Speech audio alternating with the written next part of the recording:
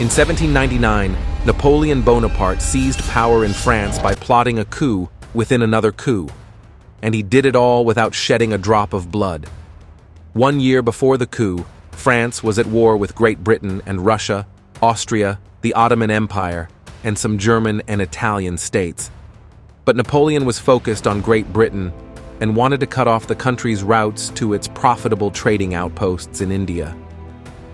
Even though much of his fleet was captured or destroyed by the British at the Battle of the Nile, Napoleon still managed to capture and hold Egypt to cut off British trade routes and even attack targets deeper into the Ottoman Empire.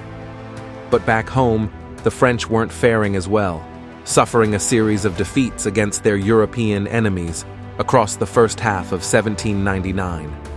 The French people became fed up with their current system of government, known as the Directory, the fourth different system of government since the beginning of the French Revolution 10 years earlier.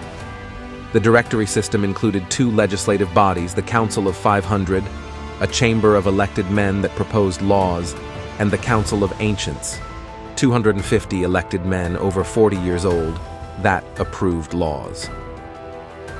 The two bodies also worked together to choose the directors themselves, 5 executives of equal power responsible for enforcing laws.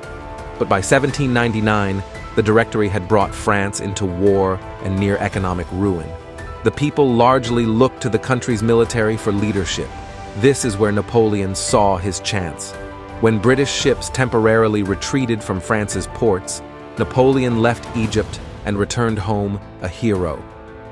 Meanwhile, another prominent Frenchman had been plotting to seize power from the weakened Directory. Emmanuel Joseph Cis, better known by his religious title, the Abbé Cis, was elected as a director in May of 1799. He had long been one of the most influential political figures for his writings that partly inspired the French Revolution. But Cis hated the Directory, finding the executive too weak to effectively govern. So soon after Napoleon's return to Paris, the two men met in secret. They agreed to a coup that would allow Cis to place himself at the head of a new government formed with the help of Napoleon and his loyal army. There were other conspirators, including Minister of Foreign Affairs Talleyrand and Lucien Bonaparte, president of the Council of 500 and Napoleon's younger brother. On the morning of 18 Brumaire, or November 9th, the plan was set into motion.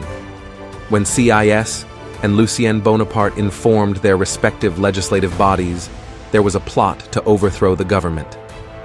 But they lied and said it was being led by the Jacobins, the party that had carried out France's reign of terror 5 years earlier. The lawmakers were moved for their safety to a palace in Sainte-Croix, a suburb of France. Conveniently, Napoleon himself was placed in charge of their protection. Meanwhile, 3 of the 5 directors had resigned in coordination with the coup.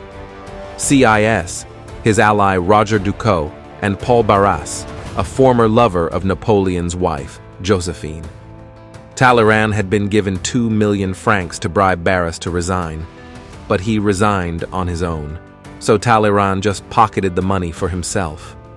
The next day, the Council of Agents were receptive to Napoleon's argument that the government needed to be reorganized, but the Council of 500 needed more convincing. So Napoleon marched into their chamber with grenadiers by his side. The legislators erupted in anger, some charging at Napoleon with daggers. Amidst the chaos, Lucien Bonaparte used the attacks on his brother as an excuse to dissolve the Council of 500.